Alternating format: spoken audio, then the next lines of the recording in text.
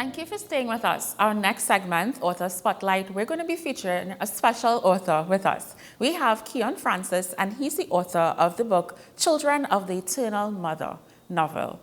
Welcome to AM Prime, Keon Francis. Hi, good morning. Good morning to you. Good morning, Trinidad and Tobago. Thank you for being here with us. How are you doing? I'm cool. I'm All right. good. Okay, so tell us a bit about Keon Francis, for persons who don't know. Tell us about yourself. Well, Keon Francis is at this point in time an author. Yay. um, I would have started my career in the arts as an actor. In secondary school, I performed for secondary school drama festival. Okay. I also participated in Best Village. Um, as an actor, and then as I got older, as a writer, director, before I went to the University of the West Indies to study theatre arts and creative writing, Okay. which is the foundation for this book. Yeah. Tell us about this book. Um, well, at its core, in terms of the story, basically tells, well, an ancient evil has returned, and to save their realm, two young people must overcome their biases and ignorance to claim the only power that could defeat them, that of the betrayers. Yeah, it follows these two young people on their journey of self-discovery, and to try and claim a power that they both fear for different reasons.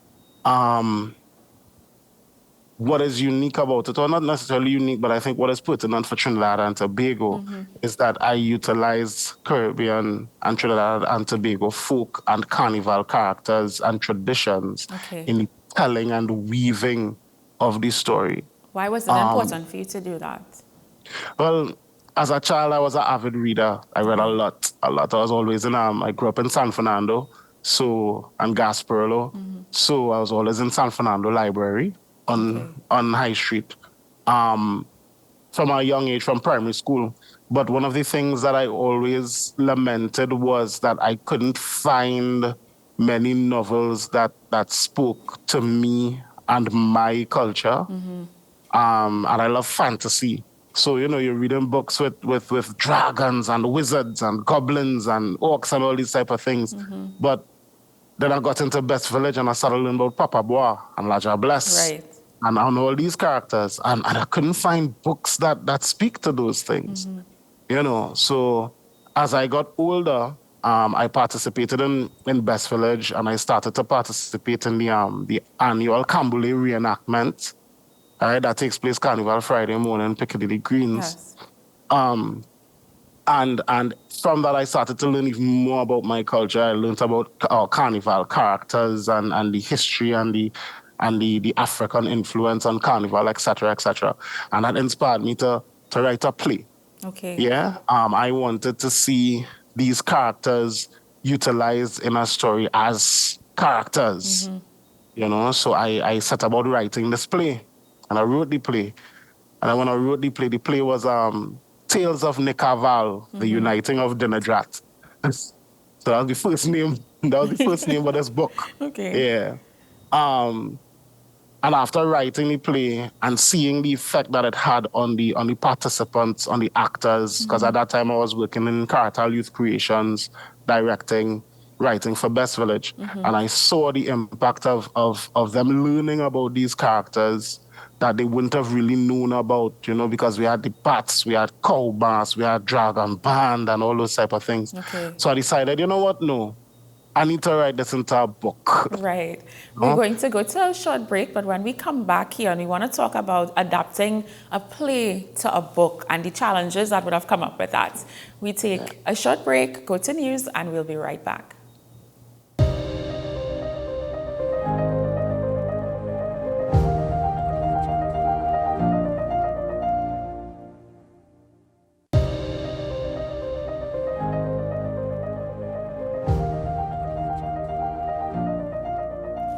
Thank you for staying with us. We are speaking to Keon Francis, and he's an author.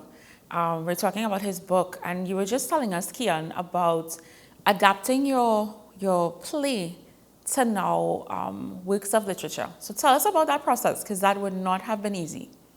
Well, no. So I think I would faster use rather than say adapting, I would say converting, Okay. because it was more of a conversion. Because the two media, while they do utilize the core elements of story, conflict, etc., it really is two different media. So there's a lot that went into the novel that I had to build on the play, because a play is still a 90-minute, creature. Right. So I had to build on that so that the actual final product of the book is so, so, so much more than I had initially in the play. I'll never forget my first version, because I studied creative writing specifically because I wanted to do justice by the work. So I went back to the University of the West Indies to do my master's in creative writing. I Okay. made the decision to let that be my master's, which I could then use as a stepping stone to go into my PhD. Um, and the very, very, the very first chapters I wrote, and I presented to my professor, Professor Hayashina. I remember them reading the chapters and saying, but there's half of the book, because it was so condensed, the information that I Right. didn't, so I had like 5 chapters, and they told me these 5 chapters are actually like 15 chapters or Wow. 20 chapters. Yeah, yeah. So, so it really was a work in progress to grow Yes. and understand how to, weave a story and really express and expound in a way that would be sufficient for the reader, as opposed to putting it on stage. Yeah, I want to go back to something you said, because you mentioned, before, you being a child going to the library, Uh-huh. and reading, but not seeing yourself in the books that were presented. Talk to us Yeah. about the importance of that, and how does that challenge you now to make a difference where that is concerned in terms of the lives of the young people that exist today? Well, I think that's extremely important, because I only grew in my sense of self when I began to be exposed to my own culture and traditions and that type of thing through Best Village, you know. And it made a difference to me in my life in terms of understanding who I am and where I come from, you know, that plays a critical role. And just the idea of seeing yourself. Right. Because the other day, well, I'll age myself. I'm 38 Okay. years old, and up to 4 or 5 years ago, I realized that I still read white. And when I say I read white, is that I will be reading a book or listening to an audiobook that explicitly has Black or African characters, and I will still be seeing them with blonde hair and blue eyes in my Okay. mind, Okay. you know? That Um, conditioning. yeah, and that's a problem. That's a problem. So that speaks to being able to see yourself. And I think that's really the importance of this work and why I really wanted to do this work. So I have applied to the Ministry of Education for the possibility of trying to go to schools to speak to, well, the more adult students, form fives and sixes, because it is a more, a new adult novel. It's not for necessarily a young adult Young. novel, right? But to speak to like form fives and sixes, because of not really just to promote the novel, but to probably show them, speak of my journey, speak of what I went through, and speak of the idea of having a dream and fighting and working towards that dream, because it's important, and we need more people to have dreams and be willing to put in the work that it takes to get it, because I started this process in 2006 with a play. Wow. Yeah. Wow. Yes. Yeah.